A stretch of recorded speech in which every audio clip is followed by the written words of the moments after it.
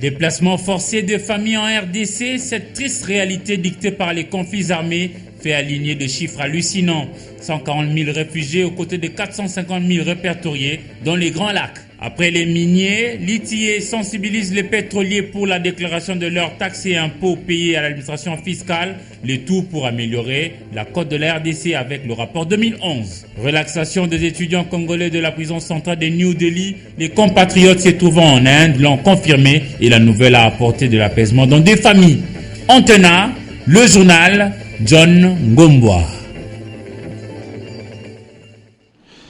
Madame, monsieur, bonsoir et surtout bienvenue au rendez-vous de l'actualité sur la chaîne de référence Antenne A. Ce soir, le premier avocat général de la République, Katwala Kabakachala, qui est secrétaire exécutif de la cellule nationale des renseignements financiers. Avec lui, nous allons donc essayer de comprendre le pourquoi de l'atelier national d'évaluation des risques de blanchiment et des financements du terrorisme qui vient de se clôturer aujourd'hui, organisé donc par la CNRF en collaboration avec la Banque mondiale. Bonsoir, premier agent. Bonsoir, John.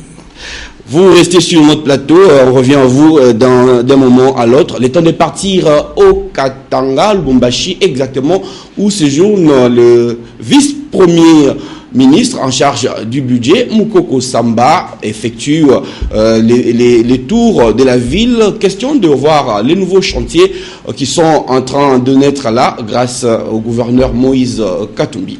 Reportage. Doute, la sécurité est totalement rétablie ici à la Rouachi, comme en témoigne cette mobilisation spontanée de la population à l'arrivée de Moïse Katumbi Chapwe. Le gouverneur tenait à faire vivre cette réalité aux délégués du gouvernement central en mission officielle dans sa province, Daniel Mukoko Samba. La Rouachi, c'est la commune empruntée par les ennemis de la paix pour tenter une épreuve de force avant d'être repoussée.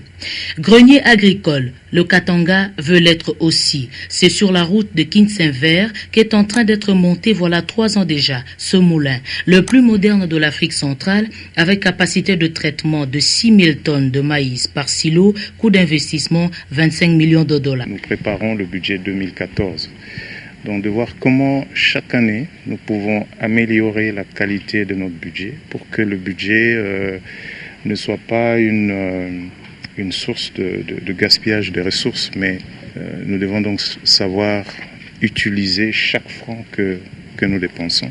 Le vice-premier ministre du budget a aussi découvert l'ambition cachée de la province, celle de donner à l'Afrique un champion olympique dans la natation. C'est dans cette logique que le gouvernement provincial du Katanga a construit cette piscine olympique. Lubumbashi, c'est aussi ses moteurs, des engins qui tournent pour agrandir, construire, asphalter la voirie urbaine. Avec cette politique, ils sont de plus en plus nombreux, ces quartiers qui prennent de la valeur à l'arrivée de la route, de la modernité. L'autre image forte, ce sont ces ouvriers concentrés pour jeter des ponts sur des rivières et relier différents quartiers. Pour le gouverneur Moïse Katumbi, c'est une satisfaction pour lui de faire visiter au vice-premier ministre tous ces chantiers de la ville de Lubumbashi afin de solliciter un appui financier conséquent du gouvernement central dans le cadre des crédits d'investissement pour poursuivre les travaux et améliorer les allocations dans le cadre du budget 2014 en préparation. Les familles, c'est bien le thème de la journée mondiale des réfugiés, le 20 juin de chaque année. Aujourd'hui, à Kinshasa, la cérémonie officielle a été organisée à l'espace Congo Loisir, l'occasion pour le HCR de présenter son bilan de déplacés internes et des réfugiés en RDC. Mami Tambou et David Tembeni pour le reportage. Les familles sont déchirées suite à la guerre, principale cause des déplacements de population. C'est pourquoi il est demandé à tout un chacun de prendre 1 minute de son temps pour soutenir une famille contrainte à fuir à cause de la guerre.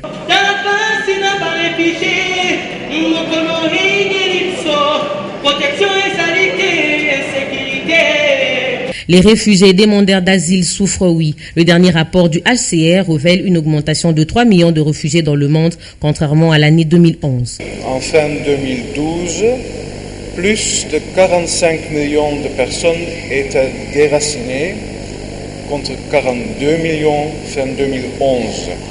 En RDC, nous comptons à ce jour plus de 140 000 réfugiés, 450 000 réfugiés congolais vivent encore dans la sous-région.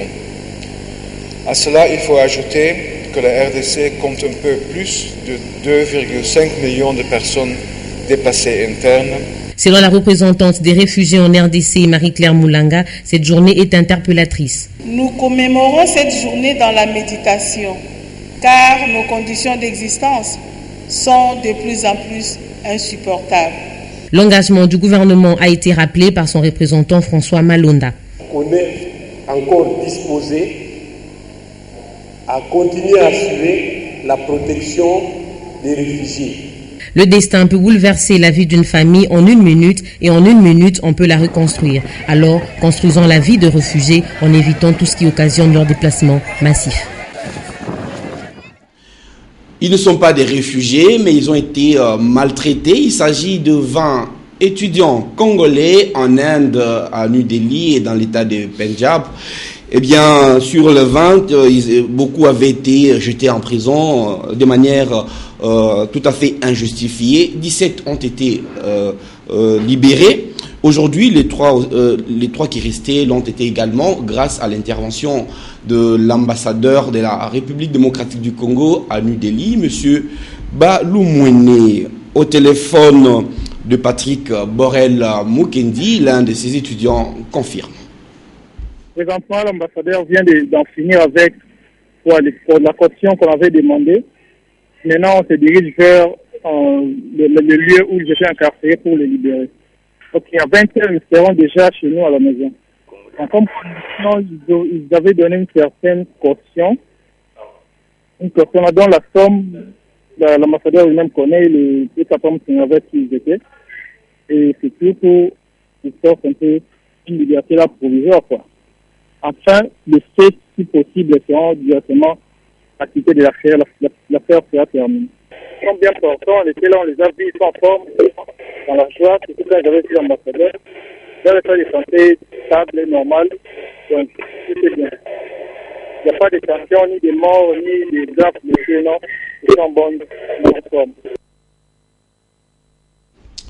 Eh bien, de New Delhi, nous allons nous rendre à New York, aux États-Unis d'Amérique, où a séjourné dernièrement le vice-ministre à la coopération internationale et régionale, Dismas Mangwengu, qui a conféré avec 2 hauts responsables de l'ONU, à qui il a exposé au secrétaire exécutif du Fonds d'équipement des Nations Unies et au secrétaire général adjoint pour les pays les moins avancés des objectifs prioritaires de la RDC dans les secteurs de l'énergie, de l'agriculture et de l'environnement et du recensement. C'est un reportage de notre envoyé spécial à New York, Patricia Amouli. La République démocratique du Congo a pris part du 3 au 14 juin 2013 à New York à la première session annuelle du Conseil d'administration conjoint du PNUD, UNFPA et UNOPS et à celle de l'UNICEF. La délégation des experts congolais à l'ONU était conduite par le vice-ministre à la coopération internationale et régionale, Dismas Mangwengu. Le gouvernement nous a une fois de plus chargé en vue de sensibiliser les responsables de ces agences pour un plaidoyer efficient auprès de nos partenaires bilatéraux et multilatéraux en vue de couvrir le gap de plus de 900 millions de dollars pour le cycle 2013-2017. Heureusement, nous avons été très bien reçus, nous avons été compris. Il va falloir, une fois rentrés au pays, que nous puissions expédier auprès de ces hauts fonctionnaires internationaux, n'est-ce pas, les différents projets dans les domaines prioritaires, l'énergie, l'agriculture, l'environnement, et la gestion de la population, dans les recensements que le gouvernement compte organiser en 2014. Les interventions des agences EXCOM, à savoir le PNUD, l'UNFPA, l'UNOPS et l'UNICEF, sont toujours en appui aux efforts du gouvernement congolais, notamment dans la lutte contre la pauvreté et l'amélioration de la gouvernance. Ici est dénoté que la première session ordinaire du conseil d'administration des agences EXCOM s'est déroulée en janvier 2013. Vous suivrez en fin de journal une page magazine à cet effet. Après le Katanga, le comité exécutif national des litiers a réuni ce jeudi à l'hôtel Memling les exploiteurs et producteurs pétroliers pour la sensibilisation à la collecte des données en vue de la transparence dans ces secteurs. Le but est d'impliquer ces acteurs pour étoffer les rapports ITIE RDC 2011. Eric Izami et Duzen Belebele pour le reportage. La sensibilisation des entreprises minières a lieu à Lubumbashi pour le minier. Ensuite, le comité exécutif national de l'ITIE a réuni les collectifs des explorateurs et producteurs du pétrole en RDC, pays qui s'apprête à publier le rapport ITIE 2011, et le ministre des Hydrocarbures a fait remarquer les obstacles qui ont conduit à la suspension du Congo-Kinshasa. Des mesures sont prises pour améliorer la collecte des données en vue de la transparence. Conformément à l'exigence 9, convenir d'une définition claire de la matérialité précisant les flux de revenus qu'il s'agira d'inclure dans le périmètre de déclaration, comprenant notamment le paiement versé aux entreprises publiques et effectué par ces dernières, la couverture des paiements des revenus versés aux administrations infranationales. Les coordonnateurs nationaux litiés a foi à l'engagement des uns et des autres pour espérer être déclarés conformes. Le chèque, c'est l'escalier du succès.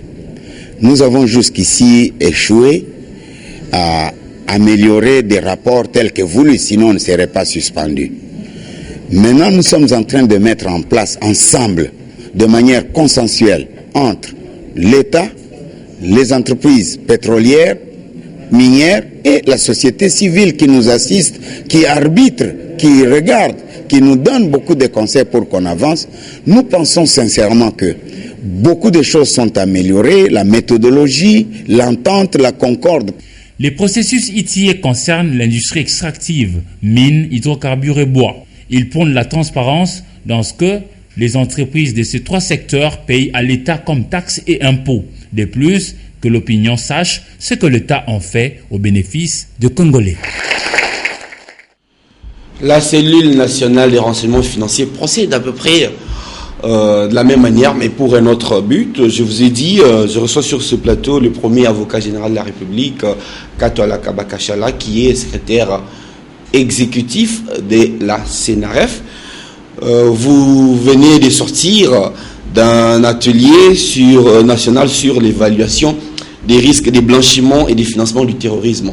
On est plus ou moins maintenant habitué à la terminologie blanchiment et financement du terrorisme. Mais c'est quoi évaluation des risques?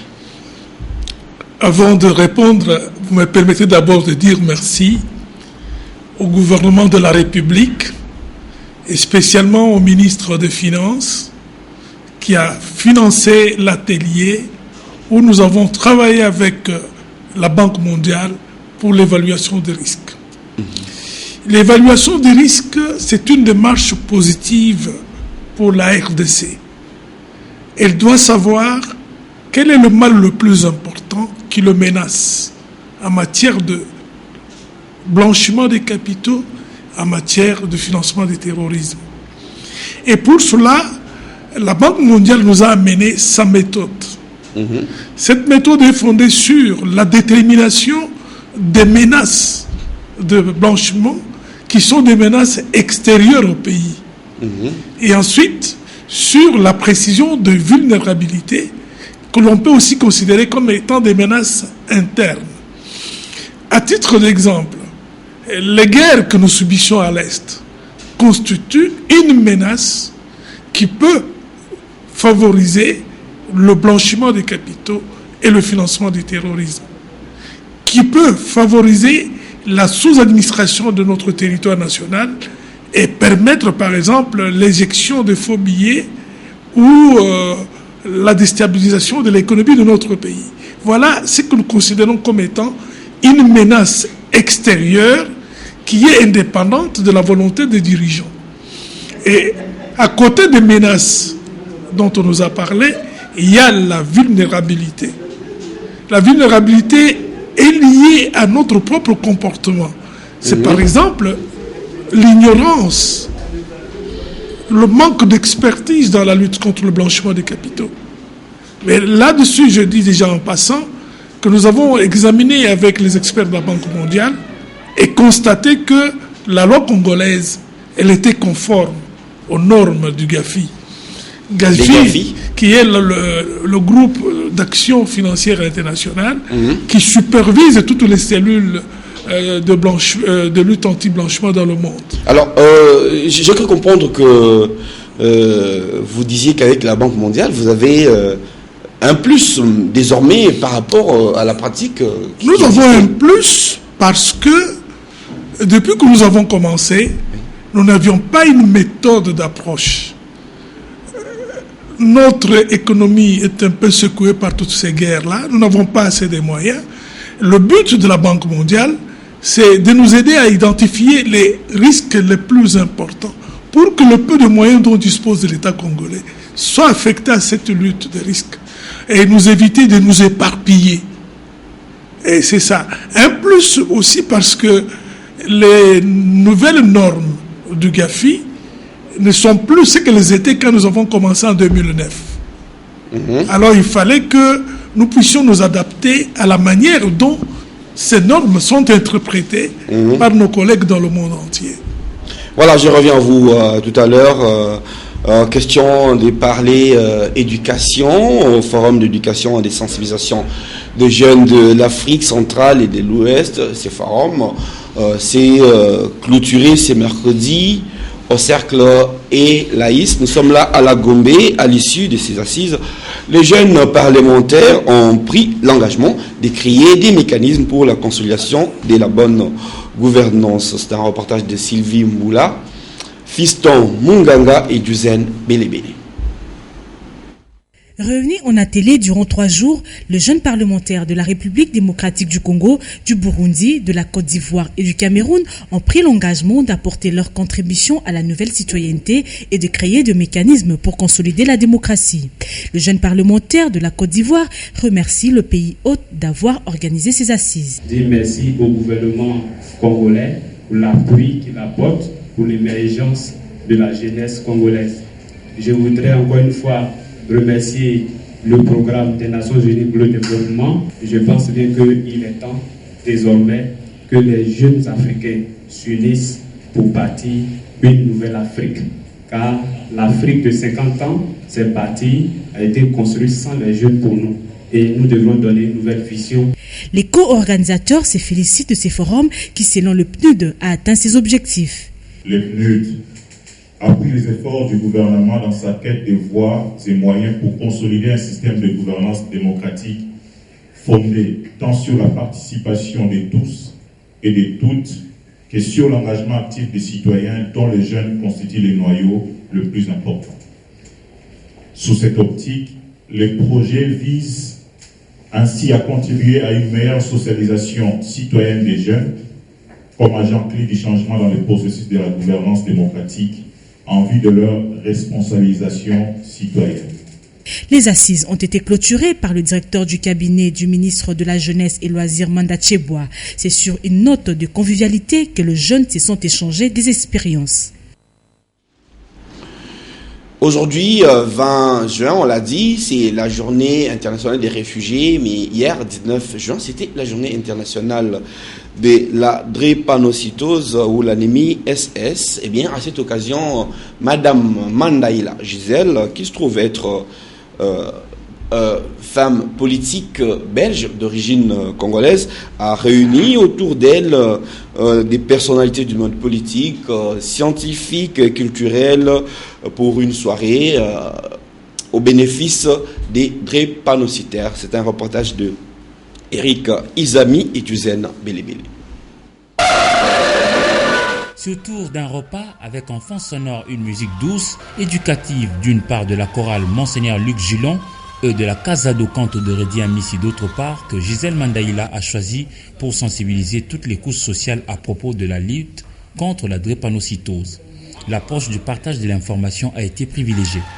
Ayant été également députée en Belgique, Gisèle Mandaïla, aux côtés de Stéphane Moncolé, Centre Mabanga, a associé les élus parlementaires RD congolais avec un message adressé à la première dame, Olive Lembe. Ce que je lui demanderai aujourd'hui, c'est, au-delà des actions, je pense qu'elle fait au niveau de la scolarisation des enfants, la construction des écoles, je pense que la problématique de la santé des drépanocytaires est un problème de santé publique, l'OMS le dit, au niveau de l'Afrique c'est la première des priorités, au niveau mondial c'est la quatrième priorité, donc ce que je peux lui demander c'est de soutenir ces actions. Cette lutte devrait être prioritaire, mais un fait la bouleverse. Mais le message que j'adresserai aujourd'hui, moi, ce qui est plus important, c'est au ministre de la Santé. C'est la deuxième année que je lance l'action drépanocytose et que je l'ai invité pour venir voir, je ne vois toujours rien. Et je suis un peu déçu. Une collecte de fonds a été organisée et a pu produire un montant de 12 500 $ américains.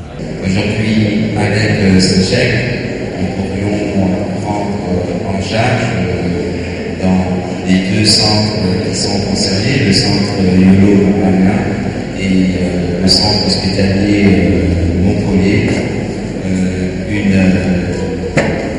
quarantaine d'enfants, si on continue à faire ce geste chaque mois.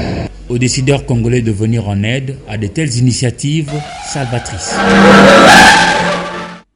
La même cause, c'est-à-dire le soutien aux drépanocytaires, mais avec des moyens différents. Cette fois-ci, il s'agit d'une conférence débat organisée par le père Henri Delaquetul et deux journalistes membres de l'association des journalistes en santé qui ont tenu une conférence sur lutter contre la drépanocytose, c'est dépister tôt la maladie et faire la prévention.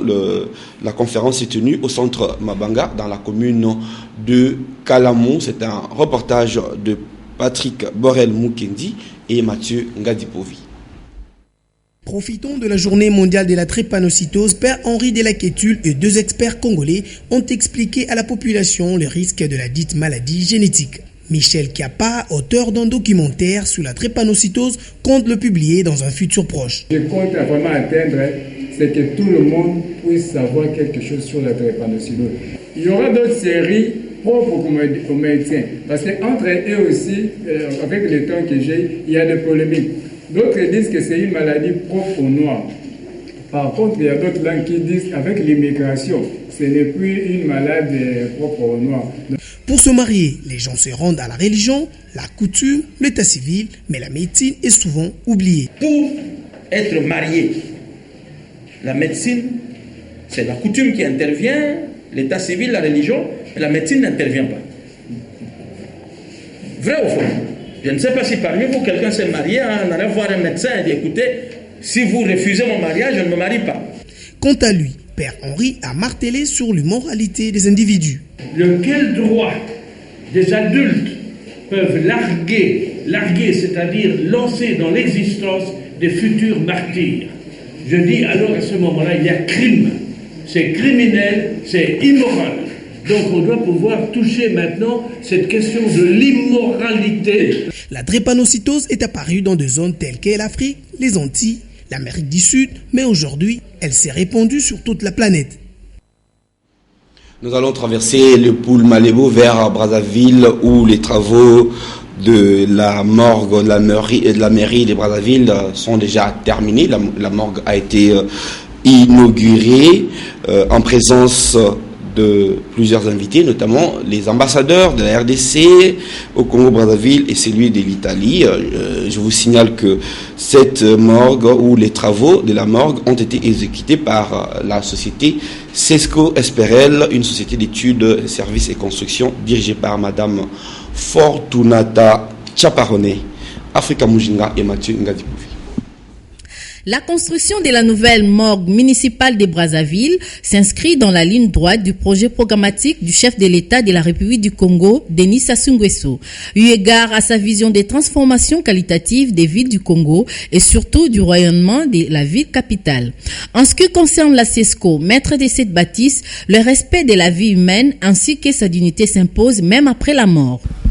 Le respect de la mémoire est ici un devoir, comme le dit Thomas Mann. La mort de l'homme est davantage l'affaire des survivants que la sienne. C'est dans ce cadre que je m'honore de représenter la société CESCO en tant que directeur général pour l'inauguration du premier module de cette morgue municipale de Brazzaville. Jusqu'à nos jours, on était habitués à avoir des locaux froides, on appelait communément de chambres froides. La technologie étant avancée a fait sorte qu'aujourd'hui, au lieu d'avoir une chambre froide, nous avons à l'intérieur des locaux des modules climatisés, chacun divisé par des compartiments frigorifiques qui conservent le corps à l'intérieur en toute propriété. Honoré par l'événement, le directeur de la morgue a exprimé sa joie. Le bien fondé de cette nouvelle morgue est qu'elle va mettre à l'abri des microbes et d'autres bactéries les agents qui y évoluent, ainsi que les différentes familles qui vont venir. Pour rappel, la pose de la première pierre a eu lieu le 19 octobre 2012.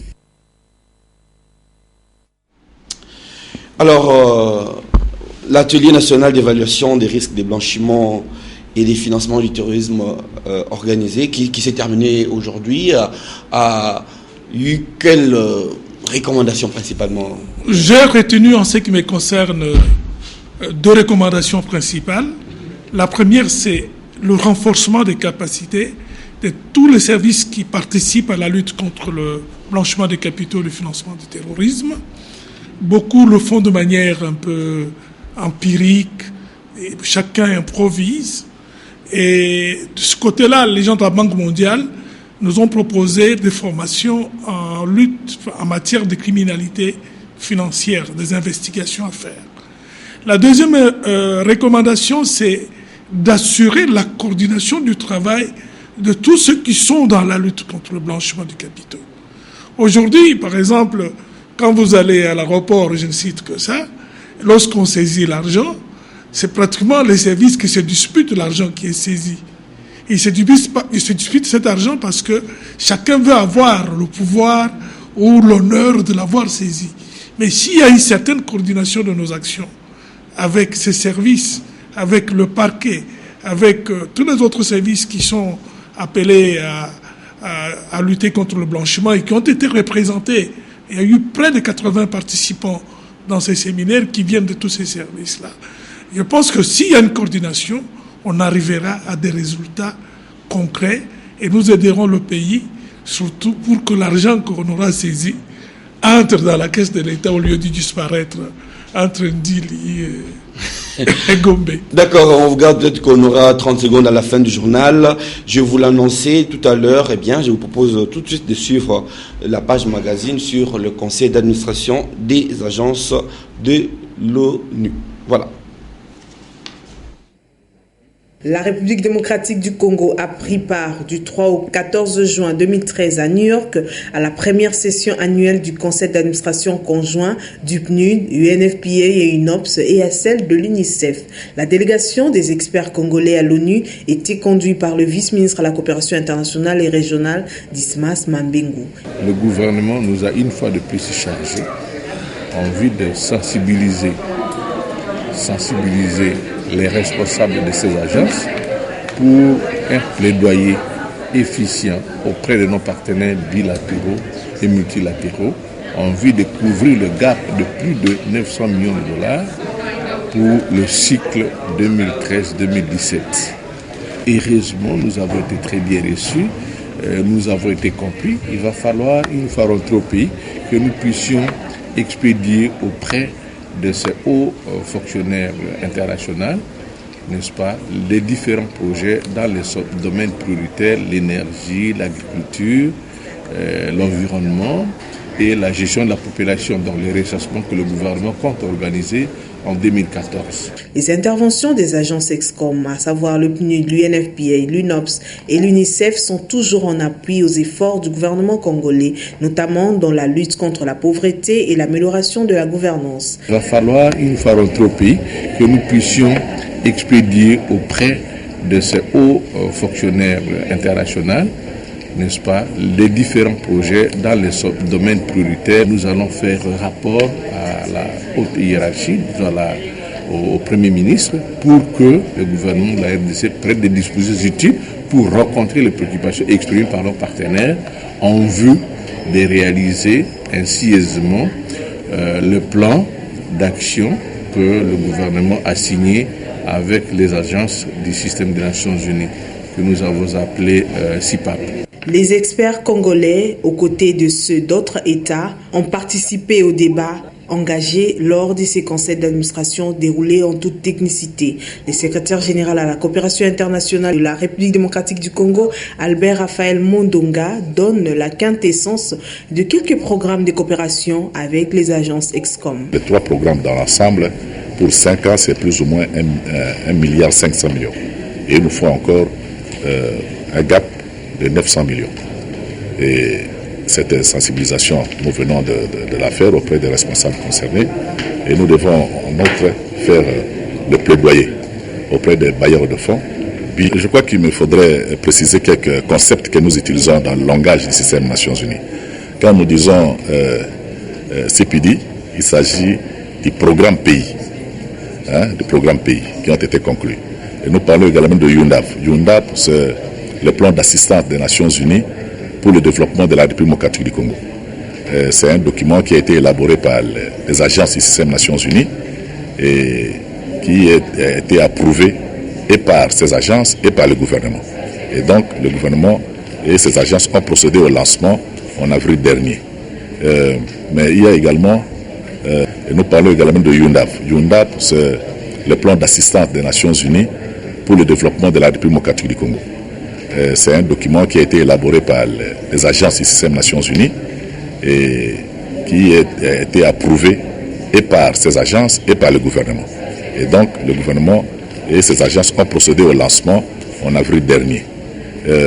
Mais il y a également le plan d'action des programmes que nous appelons CIPAP. Ce sont des plans qui donnent les détails de la mise en œuvre des différents programmes. Et à part ça, il y a un autre document que je peux aussi expliciter, c'est le PTA, plan de travail annuel.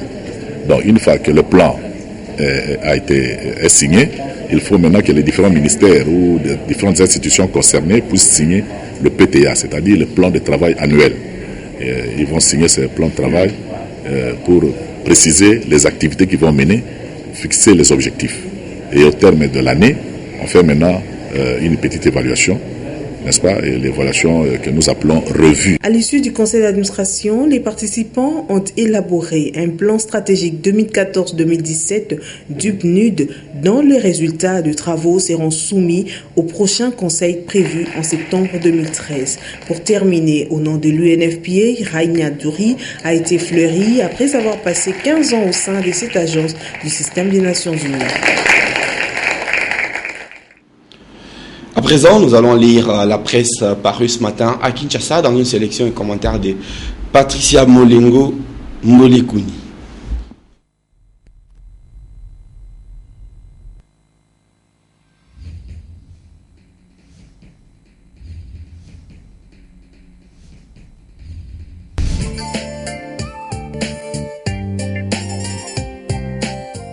Bonsoir.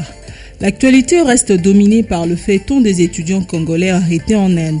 Comme on pouvait s'y attendre, les Congolais ont réagi. Le phare à ce sujet parle de la panique chez les Indiens à Kinshasa.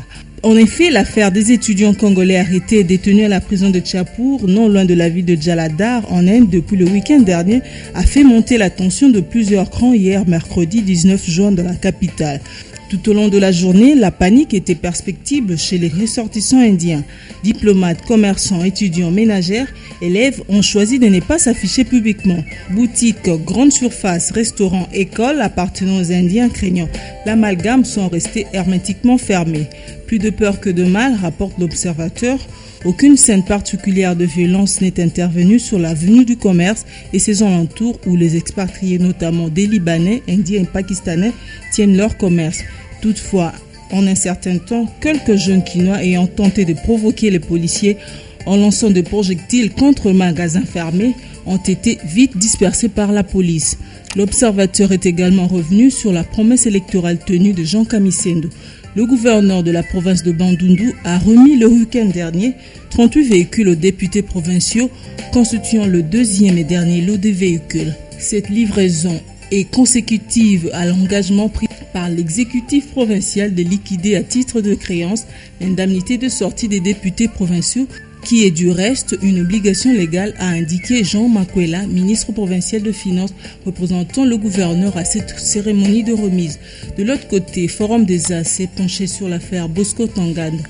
Avant-hier, la procureure près de la Cour pénale internationale, Fatou Bensouda, a demandé à la Chambre 1 de lui accorder 6 mois de plus afin qu'elle soit prête pour l'audience de confirmation de charges qui était initialement fixée au mois de septembre.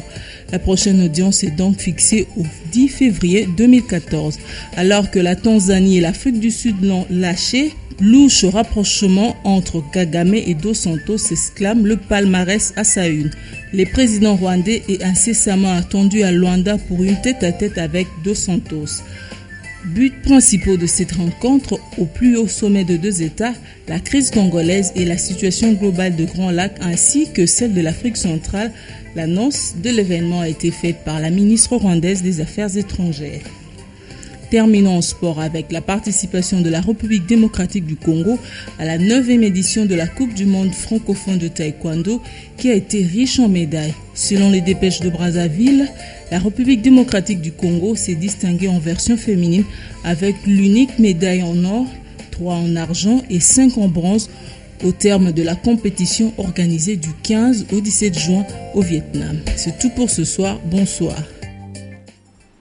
Alors, une toute dernière question pour terminer. Le point sur la cellule nationale des renseignements financiers que vous dirigez depuis quelques années maintenant.